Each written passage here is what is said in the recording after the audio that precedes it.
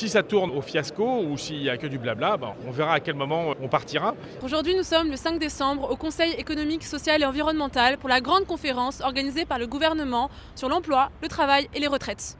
L'objectif, c'est de réfléchir ensemble sur l'avenir du travail en France. La CGT a décidé de venir à la conférence Travail-Emploi-Retraite parce que nous avons bien l'intention de défendre toutes nos propositions. On nous parle toujours de mettre les gens au travail, mais qu'est-ce qu'on offre comme possibilité de travailler correctement ? 3 grands axes sont étudiés aujourd'hui. Travailler mieux, renforcer le milieu professionnel et l'avenir des retraites. Des thèmes très larges, tellement larges que certains syndicats comme la CGT dénoncent une conférence fourre-tout, sans objectifs concrets et calendrier clair. On verra bien ce que ça donne. Pour l'instant, ça blablate. La méthode interroge aussi. Des ateliers jusqu'à l'été 2026, mais aucune garantie que les propositions seront suivies d'effets. Pour certains, ce n'est pas un espace de négociation, mais une consultation qui risque de rester symbolique. Il faut que les gouvernements et les acteurs sociaux apprennent à tirer des leçons des échecs passés. Il est temps de traiter cette hécatombe de morts et d'accidents du travail. La France a les bonnets d'âne. Cette conférence, c'est une promesse du Premier ministre Sébastien Lecornu lors de son discours de politique générale en octobre dernier. Elle intervient juste après le gel de la réforme des retraites. Pour la CGT, il faut un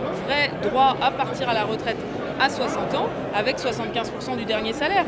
2 autres conférences auront lieu au cours de l'année sur ce même sujet, à condition bien sûr que le budget 2026 soit adopté et que le gouvernement Lecornu reste au pouvoir.